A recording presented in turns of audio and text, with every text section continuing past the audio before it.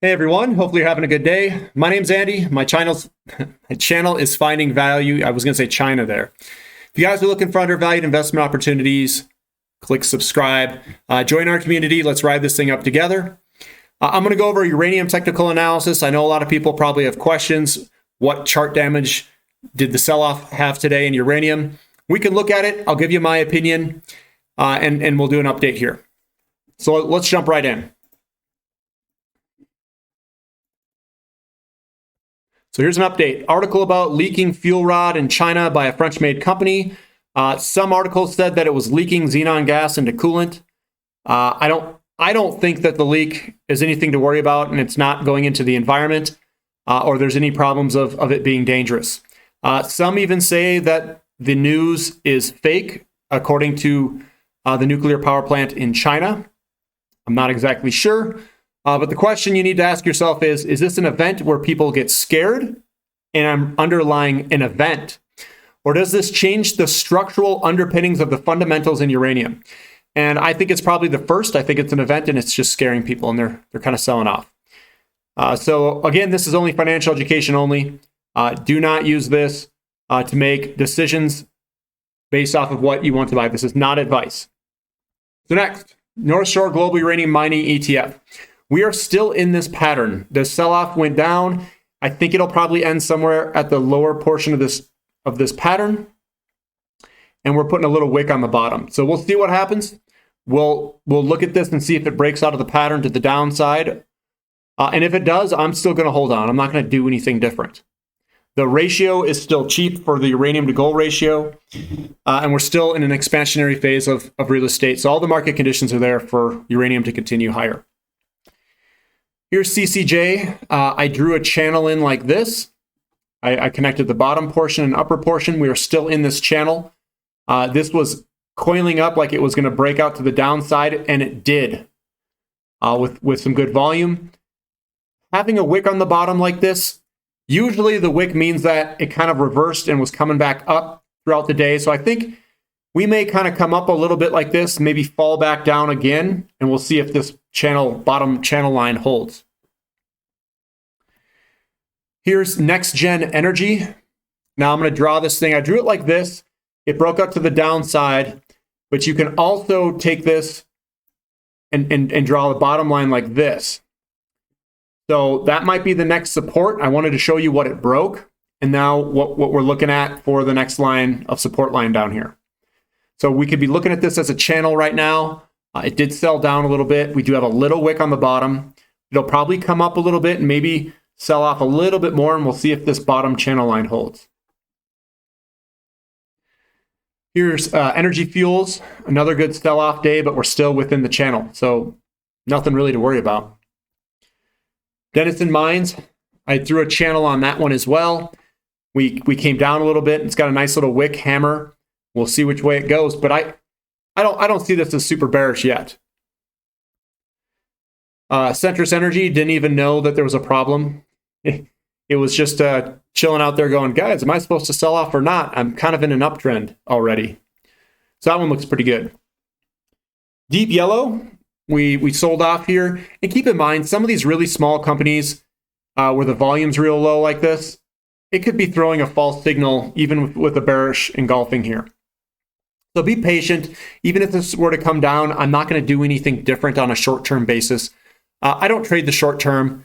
Again, I'm focused on the ratio being extremely cheap. We had the 10-year yield go up today. The dollar was, I think it was basically flat.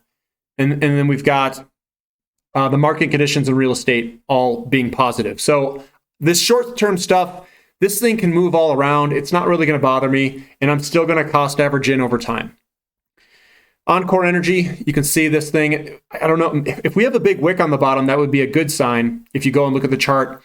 When I charted it, it's got a little wick. So it's not horrible. It's not great. It's kind of a neutral, indifferent stance on it.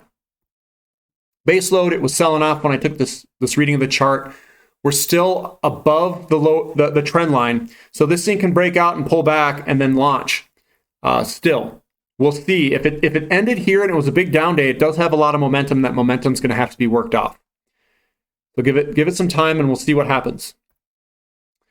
Fission was selling off when I took this. Here's the pattern. It's not out of the pattern yet. We'll see. We'll see. Fission 3.0. I don't know. This might change throughout the day. This is a very volatile stock, but we are coiling up here. We are coiling up. Standard Uranium is also coiling up. So it's going to go somewhere fast. Usually when you have a line where you have an increasing higher lows like this, usually it wants to break to the upside of whatever one's got the flat area. So markets like to try to scare people out of positions. I don't get scared. I just laugh at it. And then I wait. And even if this goes to the downside, we know that the ratios are cheap. We know that the market conditions are behind us. And I just wait. Hold on. Here's UEC in the chart we've got there. It looks like it's holding on. It's got a little wick on the bottom. This could reverse higher here and try to go after it. Because usually when these little hammers, they like to reverse on these hammer patterns. Hammer pattern, hammer pattern, hammer pattern. If it's big enough, we'll see if it ends above this line. Canalaska Uranium, we're still in that pattern. The line, it kind of just was playing with the line and then popped back in. So it's doing good. And we have small down days. Not too bad. Global Atomic had a little sell-off, but it recovered throughout the day. Not too bad. It's got the wicks on the bottom. It's still doing okay. Now, this could pull back. You can see the momentum. High momentum, less, like if you were to chart a line through here. I can do that if you guys want. Just to show you what I look at sometimes. So what I'm looking at is the momentum here, the steepness of this move. It's getting less and less steep if you notice. Looks something like this. See how the momentum is kind of flattening out a little bit? Steep, less steep. It means the buyers are starting to equal the sellers. We could have a pullback here. We very well could. Now the question is, what are you going to do? And in the past, I would have sold out and said, I'm going to time this. I'm going to be the absolute man of all mans and capture every top and every bottom. And then I didn't catch every top and I didn't catch every bottom and I got left out.